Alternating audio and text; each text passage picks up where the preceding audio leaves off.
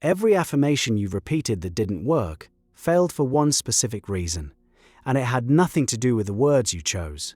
Charles Haanel identified the exact mechanism over a century ago in the Master Key system, and once you see it, you'll understand why your entire approach to affirmation has been working against you. You stand in front of the mirror, you say the words, "I am confident, I am wealthy, I am loved." And somewhere behind your ribs a quiet voice whispers back, "No, you're not." That whisper is the problem. But the solution runs deeper than you think, because the whisper itself is a symptom of something Haanel mapped out with surgical precision.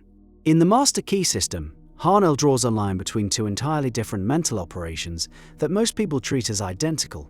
The first is trying to convince yourself of something. The second is thinking from the state of already having it. They sound similar. They feel completely different, and they produce opposite results. When you repeat "I am wealthy," while your bank account says otherwise, you're engaged in persuasion. You're the lawyer and the jury at the same time, arguing a case you already doubt. Every repetition highlights the gap between where you are and where you want to be. Haanel understood that this kind of mental effort actually reinforces the condition you're trying to escape. The mind registers the strain, the effort, the reaching, and interprets all of it as evidence that the thing is distant. Think about the last time you tried to remember a word stuck on the tip of your tongue. The harder you reached for it, the further it slipped. Then you gave up, started doing something else, and the word surfaced on its own. That release, that shift from grasping to receiving, Haanel built an entire system around it. He described the mind as having two modes of engagement with reality. One mode observes what is and reacts to it. The other mode selects a state and generates experience from within it. Most people live permanently in the first mode. They look at their circumstances, form beliefs based on what they see, and then try to use affirmations to overwrite those beliefs. The sequence is backwards. You're pouring clean water into a glass while the tap is still running dirty. So what does thinking from the state actually feel like? This is where most teachings get vague. Haanel was specific. He described it as a quality of mental stillness combined with certainty. When you already possess something, your name for instance, you don't affirm it. You don't stand in the mirror saying, "I am Sarah," with emotional intensity, trying to feel the truth of it. You simply know it. The knowing is quiet, almost boring. There's zero emotional charge because there's zero doubt. That flat, unremarkable certainty is the frequency Haanel pointed to.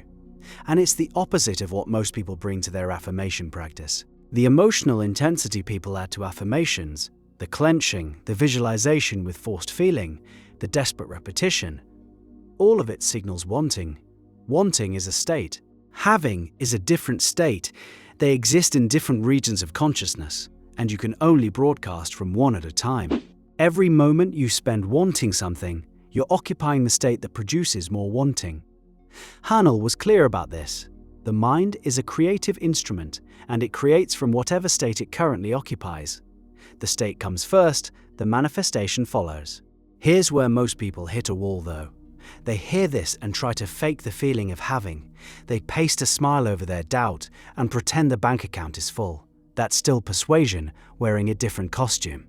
The mind isn't fooled by performance. It responds to genuine shifts in assumption. Haanel's method was more disciplined than forced positivity. He prescribed structured silence, sitting still, quieting the mental noise, and then allowing the desired state to become the only reality in consciousness. The key word is allowing. You're removing interference the way you'd clear static from a radio signal. The signal was always there. Your job is to stop generating noise. Consider what happens when you dream at night. In the dream, you accept the most absurd scenarios without question. You're flying, you're in a country you've never visited, you're having a conversation with someone who died years ago, and none of it triggers doubt. Your critical faculty is offline. The dream state is pure assumption. Whatever the dream presents, you inhabit fully. Haanel's insight was that this same capacity exists in waking consciousness. You can select an assumption and inhabit it with that same uncritical acceptance. The difference is that in waking life, your senses keep presenting contradictory evidence, and you've been trained since childhood to trust that evidence above everything else. This is the real battle. The affirmation practice most people use is a skirmish on the surface while the war is fought underneath, at the level of which source of information you grant authority to. Your senses say one thing, your selected assumption says another. Haanel taught that the mind must be trained, gradually, patiently, to hold the assumption steady even when sensory evidence contradicts it. He compared it to exercising a muscle. The first sessions feel impossible. The mind wanders back to the visible situation within seconds. But with practice, the duration of sustained assumption extends. And something shifts. That shift is where the system earns its name. Haanel described a tipping point where the assumption stops feeling like imagination and starts feeling like memory, like something that already happened. When you reach that quality of inner experience, the affirmation becomes unnecessary. You don't affirm what you remember, you simply know it occurred. A skeptic within the spiritual framework might push back here. If the assumption has to feel like memory, aren't you just deluding yourself?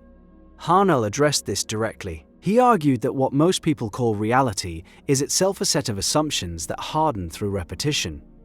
Your current financial state feels real because you've been assuming it, living in it, thinking from it, reacting to it, for years. The assumption became so familiar that you stopped recognizing it as an assumption.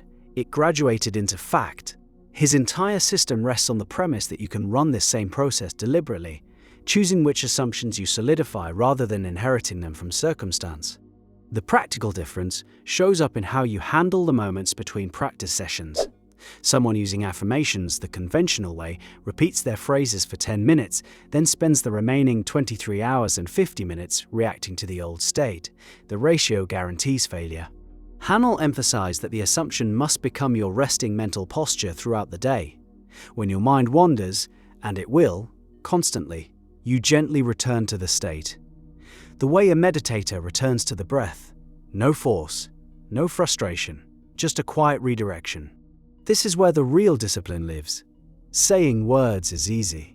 Maintaining an inner posture that contradicts every visible circumstance for weeks, sometimes months, requires something most people aren't willing to give.